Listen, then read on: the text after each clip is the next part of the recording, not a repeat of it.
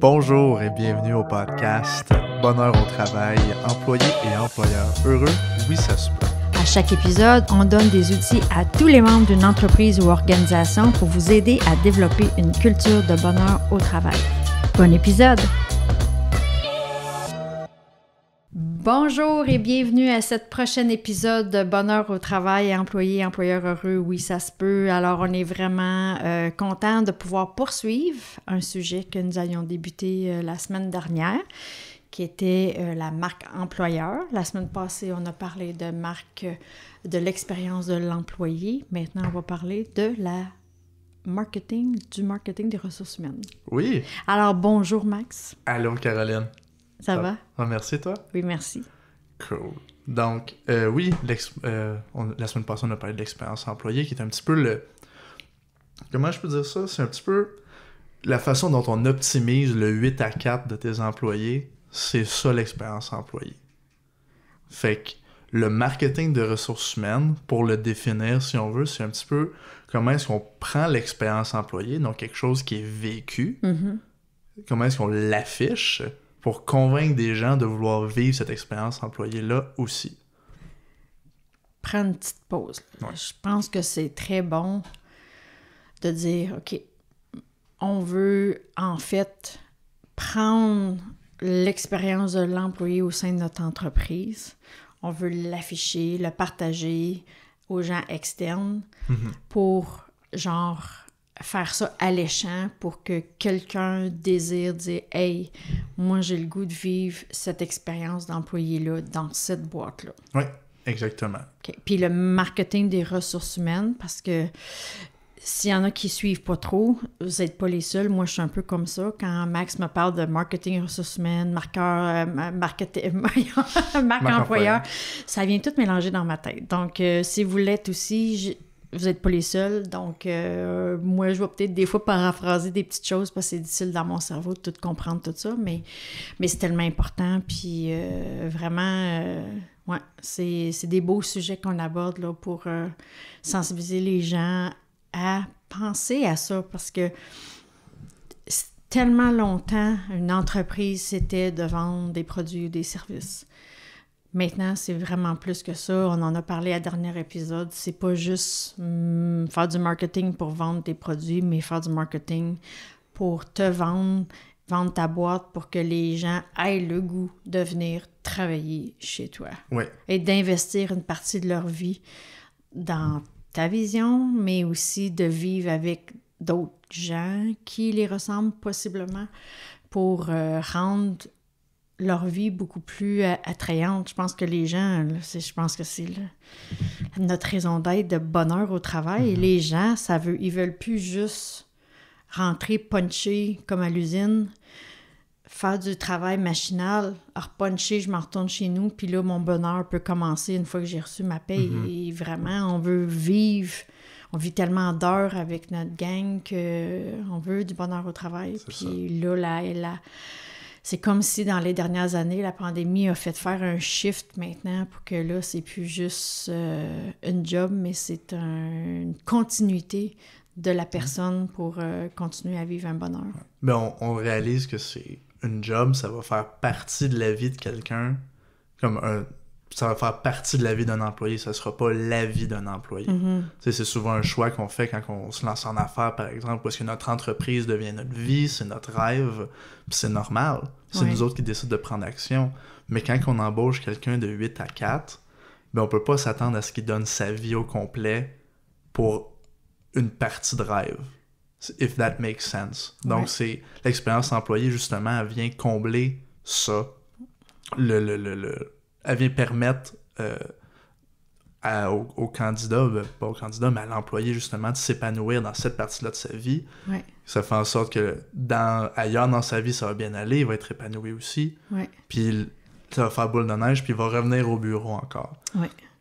Puis, OK, c'est beau quand c'est un employé à l'intérieur, mais comment est-ce qu'on prend quelqu'un...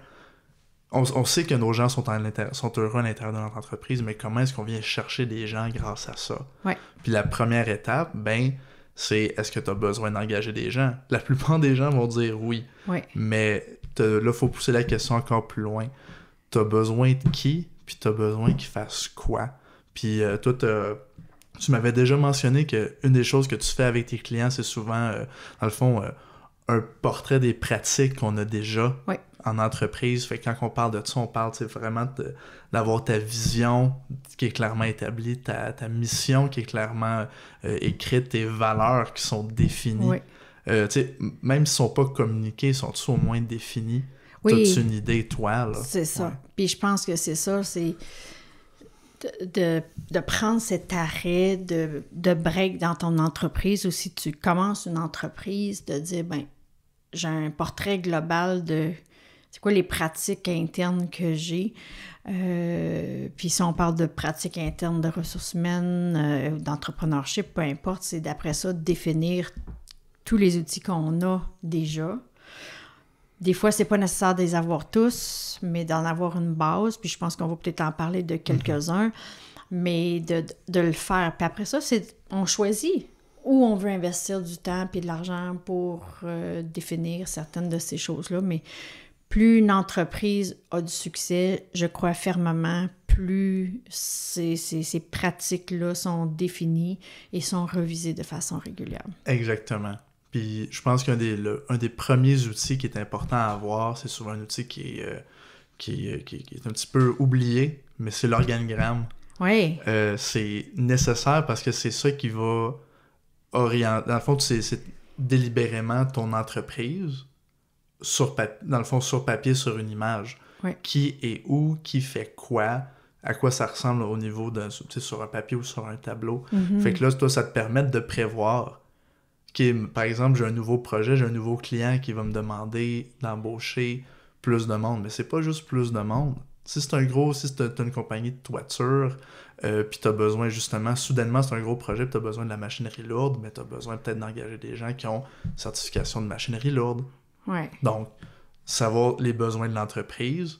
Ensuite, OK, pour les besoins de l'entreprise, les buts de l'entreprise, on a besoin de qui pour atteindre ces objectifs-là. Puis dirais-tu qu'un organigramme, parce que je pense que souvent, on fait un organigramme du moment présent de l'entreprise. Mm-hmm.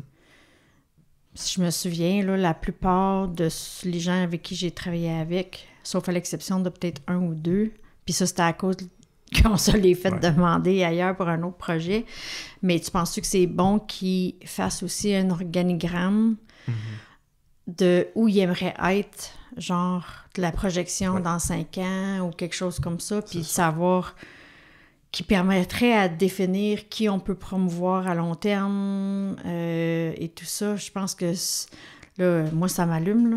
Mm-hmm. Tu sais, je travaille beaucoup la loi de l'attraction puis la visualisation, puis d'avoir l'organigramme de dans combien d'années tu aimerais être où.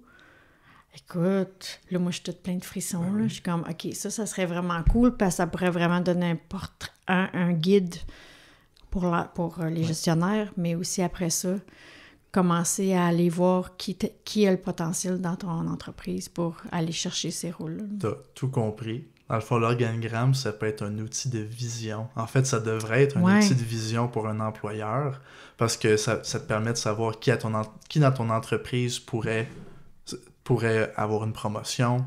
Ou ça te permet justement de gosser avec « OK, mon plan dans 5 ans, c'est quoi? J'ai 5 ans pour me rendre à cette vision-là. » Automatiquement, tu es seté dans le temps. Tu as des délais qui sont faits que tu les saches ou non. J'aime. Caroline, elle va faire ça aussi. oui. C'est très important. Fait qu'organigramme, définitivement à faire. Tes descriptions de poste aussi. Oui. Fait que qu'est-ce que ton employé que tu cherches, il va faire? Oui. Puis je pense souvent c'est fait de façon... quand il y a besoin d'un poste, mettons, d'afficher un poste. Puis des fois, quand il y a des gens qui ça fait longtemps là, qui sont dans le job, puis là, cette personne-là part, ils l'ont remplacé. Des fois, il n'y a jamais eu de description de poste qui a été faite.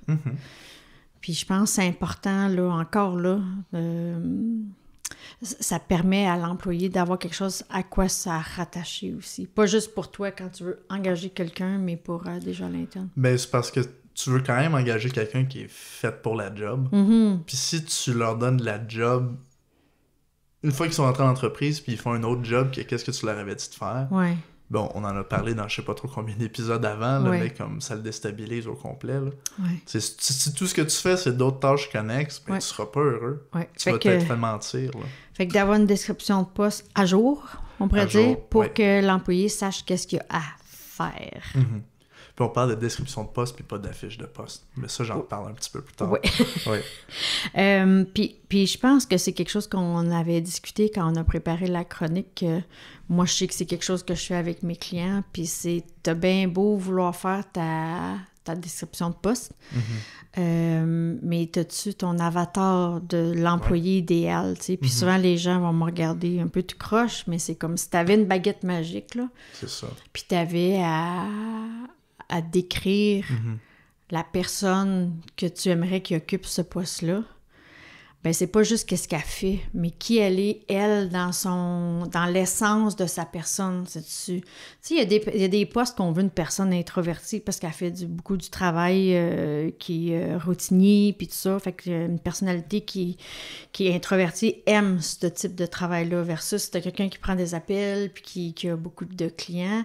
On veut une personne qui a une énergie élevée, quelqu'un qui est extraverti, quelqu'un qui est joyeux, qui a déjà un bonheur facile. Puis de faire cette liste-là comme si tu avais une baguette magique pour dire, bon, mais ma personne avatar, ma personne, elle a de l'air de quoi, elle aime quoi, elle fait quoi en dehors de ses heures de bureau, ça semble être vraiment un travail inutile. Puis en fait, je pense que c'est une des choses les plus importantes parce que ça te permet de vraiment... Quand tu vas la voir, la personne, là, au-delà de son CV, là, tu vas reconnaître la personne par son énergie, par qu'est-ce qu'elle dégage, tout ça. Puis tu fais comme, OK, c'est exactement ça que j'ai dessiné ou que j'ai écrit pour définir qui elle est, la personne, dans son entièreté. Là, tu sais. Oui, puis je pense que l'avatar ou le persona employé, c'est probablement la plus grande addition que le marketing a faite au monde des ressources humaines. Parce qu'avant, c'était vraiment centré sur les tâches. Ouais. Fait qu'on engageait pour les tâches. Ouais. Puis ensuite, on a commencé à engager pour les compétences. Fait que c'est pas tant est-ce que t'es capable de clouer des clous, mais est-ce que tu sais te servir d'un marteau? Si je peux vulgariser, si on veut, le langage des conseillers en ressources humaines, la manière que c'était utilisé. Mais là, on parle vraiment de valeur puis de s'intégrer dans un environnement, pas juste qu'est-ce que t'es capable de faire en tant que personne. Puis c'est pour ça que maintenant, il y a des valeurs puis des habiletés ou des compétences. Oui. J'aime pas vraiment le mot compétence. Je trouve ça fait un petit peu pousser de crayon. Oui. Mais c'est habileté, je trouve ça plus concret. Tout à fait. Mais, tu sais, il y a des habiletés puis des valeurs puis des comportements qui vont être, dans le fond, assujettis à ton entreprise au complet. Puis c'est ça qui va rassembler tout le monde. Puis éventuellement, ton équipe, ou du moins une direction dans une équipe, puis ta personne. Ouais. Fait que il y a des valeurs particulières à chacun de ces niveaux-là, puis tout ça, ça rentre en ligne de compte dans ton recrutement aussi, parce que tu fais pas juste recruter pour compagnie X. Tu veux engager une personne qui va faire un travail avec des collègues que tu connais, avec un chef d'équipe que tu connais, dans une direction, par exemple, que tu connais, jouer avec d'autres équipes que tu connais aussi, dans une entreprise que tu as forgé toi-même, que tu as formé toi-même. Fait que tu connais ces gens-là, donc le persona, ça vient t'aider à trouver quelqu'un qui va fitter avec eux. Puis quand je dis fitter, c'est pas... Conformé, là. Ils aiment la bière, les deux. Non, on parle... That's being friendly. That's something else. C'est vraiment être capable de... Est-ce qu'on valorise l'excellence de la même façon? Si l'excellence, ça fait partie de tes valeurs d'équipe, par exemple. La bonne communication. S'il est capable de bien communiquer, puis il prend le temps de bien communiquer, puis il donne des exemples en entrevue, des moments où il a bien communiqué une urgence sur un chantier, par exemple. C'est important aussi. Mais tout ça, il faut que tu le mettes sur ton marketing de ressources humaines. Puis là, je suis conscient qu'on parle beaucoup de recrutement, puis on n'a pas beaucoup parlé de marketing aujourd'hui. Mais ça, c'est justement... C'est quelque chose que je veux mentionner, c'est que 86% des professionnels en RH indiquent que le recrutement ressemble de plus en plus à du marketing, mais c'est vraiment à la fin du processus plus que ça devient du marketing. C'est ce qu'on voit beaucoup, mais il faut faire un travail à l'intérieur de recrutement, savoir qui qu'on veut. Parce que sinon, tout ton effort de graphisme, tous les efforts que tu as fait dans savoir... Visuel, tout ça. Le visuel, payer... je prends l'avance sur la chronique, mais payer pour tes outils de communication aussi. Payer pour des toutes sortes d'affaires. Pour toutes sortes d'affaires. Ça vient que ça coûte cher. Puis je pense que c'est ça. C'est quand les gens, les entreprises et même employés, vraiment, là, comme... Je pense que si toi, tu es capable de définir t'es qui ton persona, c'est quoi ton persona à toi? De l'écrire, bien plus facile pour toi de trouver un poste qui va s'aligner avec quelqu'un qui recherche la même chose, là, tu sais. Fait que c'est un travail important des deux parties, autant employés qu'employeurs, de savoir qui ils sont par les missions, visions, valeurs, organigrammes, tu sais, comme employé, tu veux-tu faire tout le temps la même job, ou est-ce que toi, tu veux un endroit où est-ce que dans un organigramme de 5 ans, il y a de la place pour toi de grandir dedans, fait que plus on prend ce temps-là d'aller s'outiller dans cette base-là, cette fondation-là, ce blueprint-là, peu importe comment on veut l'appeler, plus ça va apporter des dividendes à long terme. Mais souvent, les gens sont pressés, il faut qu'ils se retournent sur un scène, puis là, c'est tout le temps répéter les mêmes affaires, puis je sais pas, je l'ai déjà dit cette chronique ici, mais sur le podcast, mais... Ma citation préférée, c'est d'Albert Einstein qui définit la folie comme étant de faire toujours la même chose puis s'attendre à des résultats différents. Puis là, je pense que là, avec la pénurie de main-d'œuvre et le bonheur au travail et tout ça, il faut faire les choses différemment. Donc, prendre le temps de faire son organigramme, sa mission, valeur, de faire les descriptions de poste, de faire l'avatar, de faire tout ce travail-là va être payant. Puis si ça sonne comme beaucoup... Oui. Engager quelqu'un pour vous aider. Là. Oui, absolument. Ça va devenir, je l'ai dit la dernière chronique, puis je pense que je vais continuer à le dire le restant du podcast. Là, c'est de plus en plus important d'engager quelqu'un spécialisé en ressources humaines de plus en plus tôt dans l'entreprise. Oui. Même si c'est pas à temps plein. Même si c'est pas à temps plein. Il y a des pigistes de conseillers en ressources humaines, comme toi d'ailleurs, tout ça, de rentrer pour un petit contrat, un mandat pour X, mais des fois, c'est juste ça que ça prend pour te mettre sur la bonne piste. Exactement. Donc, une fois qu'on sait qui on veut engager, qui on veut aller chercher, il faut savoir où est-ce qu'on va aller les chercher aussi. Puis c'est là que rentrent, dans le fond, tes outils de communication. Donc, quand je parle d'outils de communication, oui, on parle d'affiches de poste. Donc, la description de poste que j'ai mentionnée, c'était vraiment un outil de gestion à l'interne pour savoir qu'est-ce que la personne va faire. Pour en apprendre plus sur la personne puis qu'est-ce qu'elle va faire pour l'entreprise. L'affiche de poste, c'est convaincre que la personne que qu'est-ce qu'elle a à faire dans ton entreprise. Fait que, par exemple, on cherche quelqu'un en communication, des communications aux réseaux sociaux pour ton entreprise, pour faire ton marketing, par exemple. Marketing, pas marketing de marque employeur. Ça, en particulier, tu as des tâches, mais tu as des tâches pour ton entreprise à toi. Si tu es une entreprise de toiture, il faut que la personne connaisse un petit peu de toiture aussi. Mais vas-tu regarder dans des sites de toiture, sur des sites de toiture pour aller chercher quelqu'un? Cette personne-là, non. Cette personne-là fait des communications, est passionnée par un domaine en particulier, donc il faut que tu ailles dans les bassins où cette personne-là, cette expertise-là se tient.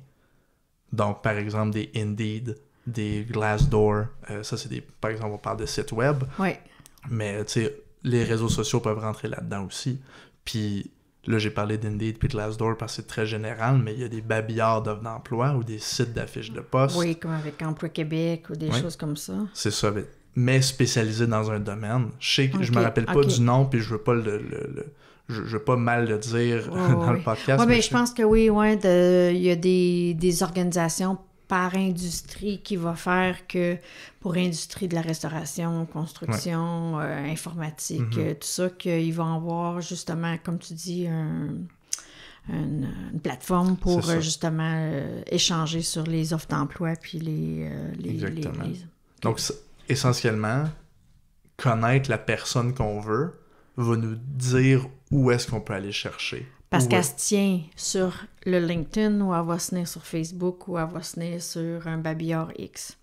Exactement. Puis là, une fois qu'on le sait, Ouais. c'est apprendre à connaître ces outils-là puis la flexibilité que ça nous donne. Puis quand je parle de flexibilité, je parle pas si ton marteau il peut être plié en deux ou non. Ouais. Je parle, est-ce que ta plateforme d'affiche d'emploi, elle te permet d'afficher juste du texte ou des couleurs ou de rediriger à ton Des site web photos, des choses comme photos, ça. peu importe. C'est du lait à l'interne si tu peux faire des entrevues ou il faut que tu gères ça sur une autre plateforme externe. Exactement. Excuse-moi, Max, faut que je retourne un peu en arrière. Là, Vas-y. puis là, je suis en train de perdre mon idée en disant ça. Mais je pense que c'est une lacune chez des entreprises de toujours afficher au même endroit parce qu'on pense qu'il y a juste ça. Fait que je pense qu'en tant que gestionnaire, il faut élargir notre horizon, comme tu dis si bien, de connaître qui on veut comme employé, puis après ça, se dire, OK, lui, il se tient où sur les plateformes? C'est une plateforme spécialisée? C'est-tu LinkedIn, Général, Emploi Québec ou c'est Facebook, etc.? OK. Fait que je pense que c'est de prendre conscience qu'il faut élargir, puis pas juste se fier au même endroit fois après fois pour afficher ses postes. Je donne un exemple. On va engager quelqu'un en communication. Mais si tu te cherches quelqu'un qui a 30 ans d'expérience en communication, qui a peut-être une quarantaine d'années, tu sais, qui a peut-être 45 ans, 50 ans, whoever, Oui. ben, les chances qu'ils vont probablement se tenir plus sur LinkedIn sont beaucoup plus grandes et chercher du travail sur LinkedIn sont beaucoup plus grandes que si tu cherches juste un stagiaire en communication qui va probablement avoir vu ton affiche sur Instagram. Ouais. C'est très bon. C'est ça la différence. Ouais. C'est ça l'impact. Puis justement, quand on connaît nos outils de communication, puis on sait qu'est-ce qui est pertinent, c'est là que le fun commence. Ouais. Parce que c'est là que ton identité visuelle elle peut être affichée. C'est là que tes valeurs peuvent être projetées. C'est là que tu peux utiliser tous tes outils à bon escient. Ouais. Ben, c'est ça, puis tu vas pouvoir prendre ton look and feel de tes affiches propices à, comme tu dis, si on prend l'exemple tantôt de ta personne en communication, si c'est un senior que ça fait 30 ans, ben il y aura peut-être pas le même look and feel d'affiche de poste que quelqu'un qui vient de sortir de l'université, etc. Exactement. Ça va être similaire, mais différent, dépendamment, dans l'approche. Justement, c'est ça. dans l'approche, dépendamment de la personne qu'on recherche, mais dans son contexte aussi, dans l'équipe, dans la direction, tout ça. Fait que connaître ses outils, connaître le jeu qu'on peut avoir, puis l'exploiter. Là, c'est le temps d'avoir du fun. Tu as fait tout ton travail d'expérience, de savoir c'est quoi ton expérience employée, c'est quoi tes avantages, ressortir ton jus pour être le plus attrayant possible. Là, c'est le temps d'avoir du plaisir. Tu sais quoi? Moi, tu me connais, là. Puis ceux qui me connaissent, ils savent que le mot plaisir, c'est... puis jouer, ça fait partie de qui je suis. Puis je pense que les gens sont tellement déprimés, fatigués de tout ce processus-là, la pénurie de main-d'œuvre. Là, ils ont comme perdu ce plaisir-là d'embaucher. Ouais. Parce que là, ils voient ça comme un gros fardeau, une grosse... Puis, tu sais, excuse-moi, ça sonne un peu wou-wou, là, mais on parle de loi d'attraction, d'énergie, tout ça. Mais si c'est l'énergie que tu as en arrière de ton processus de découragement et tout ça, indépendamment, ça va se ressentir, tu sais.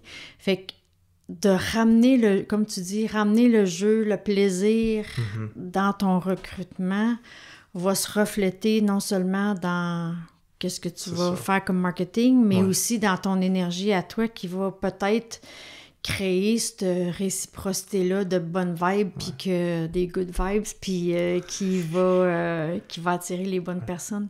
Oui. Ouais, fait que ramener le plaisir dans le processus, puis ça, c'est bien préparé, tu peux t'amuser.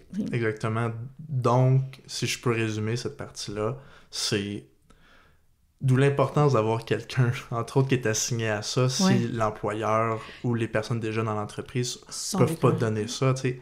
Trouve-toi quelqu'un qui est passionné par ça pour contribuer à ton entreprise. Comme ça, l'énergie que cette personne-là va mettre dans ton travail, ben ça va être la même énergie que tu mettrais si tu rencontrais un candidat potentiel. Tu sais que tu as besoin de quelqu'un, puis là, tu trouves quelqu'un dans la rue qui te dit par exemple, dans une foire aux emplois, quelqu'un qui a l'air intéressé, puis qui vient te voir, puis qui commence de plus en plus à sentir à sentir ton entreprise, puis tu sens que ça serait peut-être un match.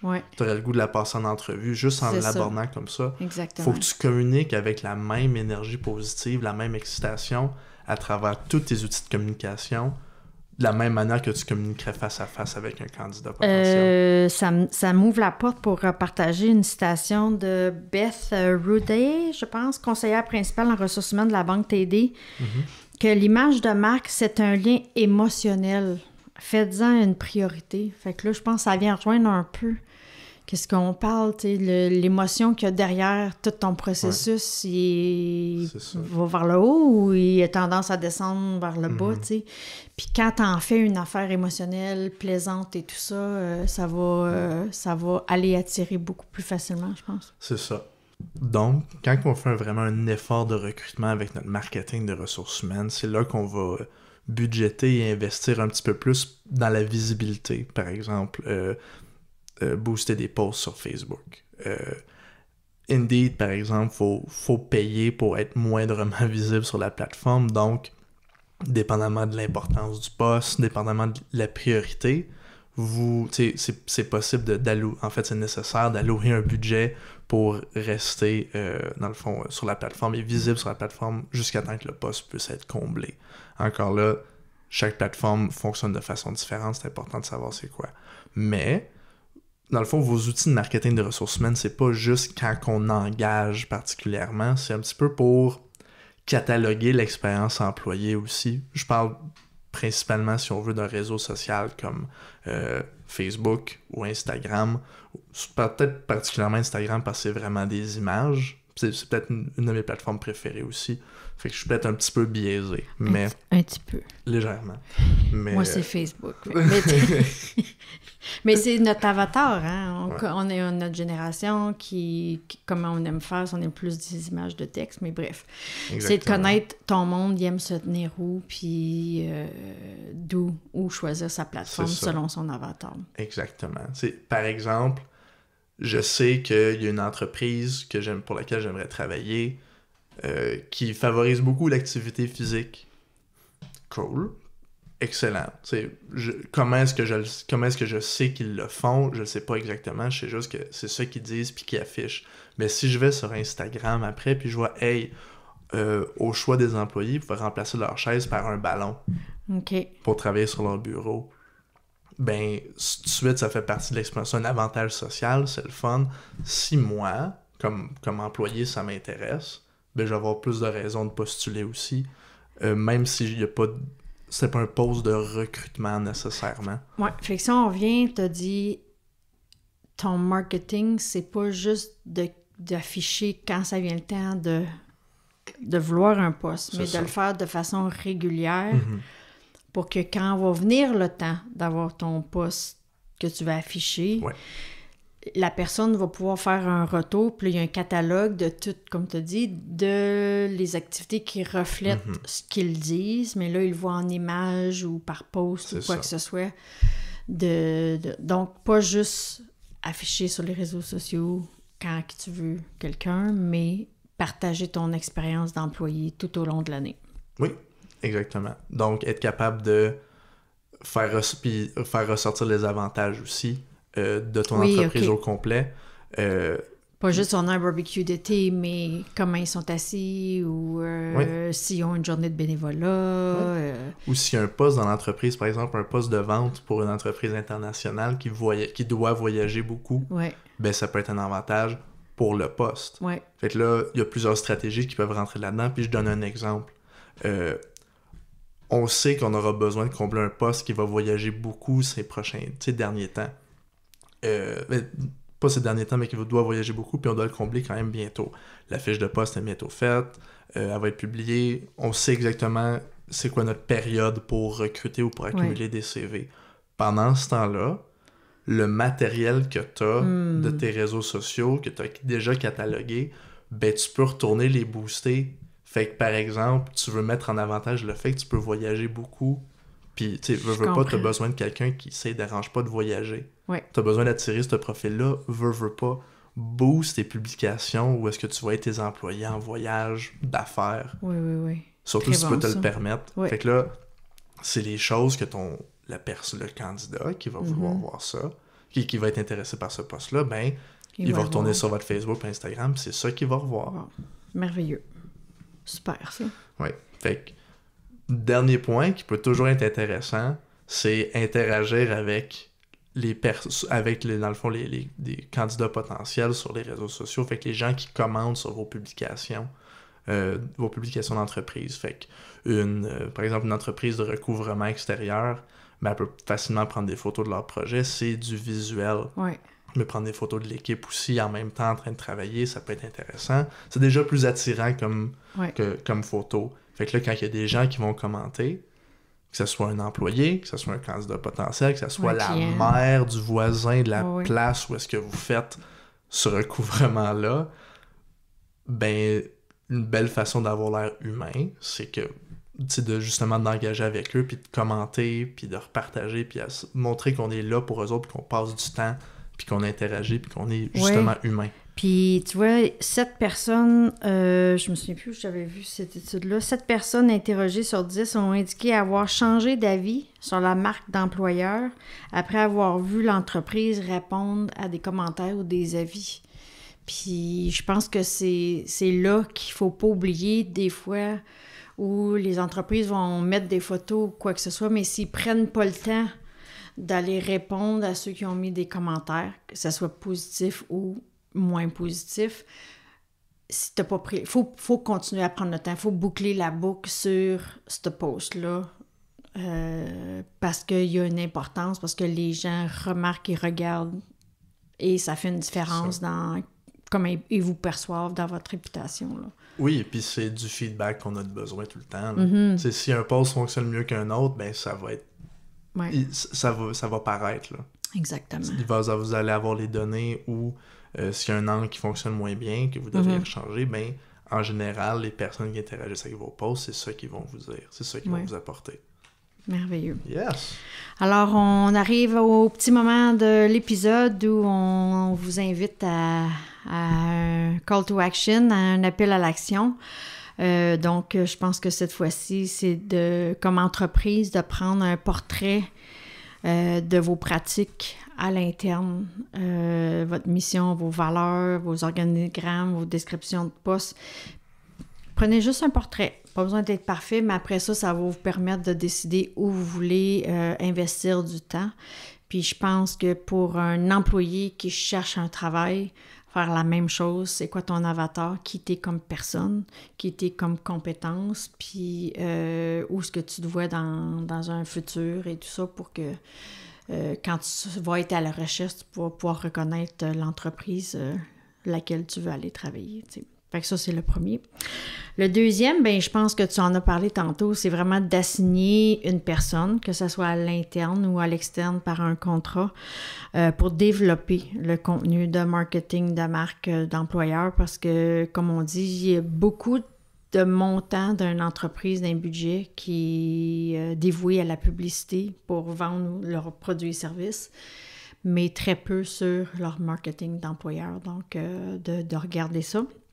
Et puis, ben si vous vous sentez débordé par tout ce qu'on vient de dire et tout ça, c'est d'en discuter, pas faire l'autruche, hein? Je pense que c'est ça, c'est de se sortir la tête parce que là, voyons, ce que j'essaie de dire, c'est plus important que jamais de faire valoir sa marque d'employeur, donc de faire affaire avec un professionnel, vous allez vous emmener des bons résultats avec ça. Absolument. Ouais. Donc, en résumé, pour les employeurs, si vous songez justement à faire la marque employeur, c'est pas juste penser à votre marketing, mais penser à votre expérience employée. C'est ça qui va donner votre jus, puis qui va fidéliser justement vos employés. C'est faire le travail à l'inverse. Donc, est-ce que vous savez qui vous voulez embaucher? Combien d'embauches que vous allez faire? Qu'est-ce qu'ils vont faire? C'est tous des détails que vous devez savoir. Diversifier dans le fond vos outils de communication aussi. Donc, savoir où est-ce que les personnes que vous voulez recruter se tiennent, que ce soit physiquement, là, dans le monde réel, ou sur oui. les réseaux sociaux, ou sur le site web, peu importe. C'est important de le savoir. Et savoir le branding et la note que vous voulez donner aussi, que vous pouvez donner dépendamment des outils que vous utilisez, mais avoir la note et, dans le fond, votre cachet, si on veut. Si vous voulez, si ça vous dérange pas que vos employés portent des chemises hawaïennes au travail, ben affichez des employés qui portent des chemises hawaïennes au travail. C'est correct, c'est pas obligé de faire partie de votre identité, mais le montrer, une image vaut 1000 mots. Fait que gardez ça en tête. Et évidemment, c'est pas juste pour du recrutement qu'on fait de la marque employeur, c'est essentiellement pour valider dans le fond, l'expérience employée. Donc, c'est de même qu'on affiche et qu'on est capable de convaincre des gens de vouloir vivre cette expérience employée-là aussi. Fait que prendre ce que les employés vivent et le marketer pour qu'on puisse aller chercher d'autres personnes qui auraient le goût de vivre cette même expérience-là. Et les fidéliser. Merveilleux. Alors, merci Max pour ce sujet fort intéressant encore. Je pense qu'on en a donné pour leur temps, etc. Et puis, merci Félix, notre fidèle compagnon technique qui est toujours là pour nous. Et puis, merci à vous, chers auditeurs, d'être à l'écoute pour un autre épisode avec nous. Oui, mais merci beaucoup Caroline. Merci, chers auditeurs. Revenez-nous la semaine prochaine pour un autre épisode de Bonheur au travail, employés et employeurs heureux. Oui, ça se peut. Visitez-nous sur notre chaîne YouTube, abonnez-vous. Vous pouvez aussi nous écouter en balado sur Spotify et Deezer. Vous pouvez nous suivre sur nos réseaux sociaux, Facebook et Instagram. Merci beaucoup et à la semaine prochaine. Bye!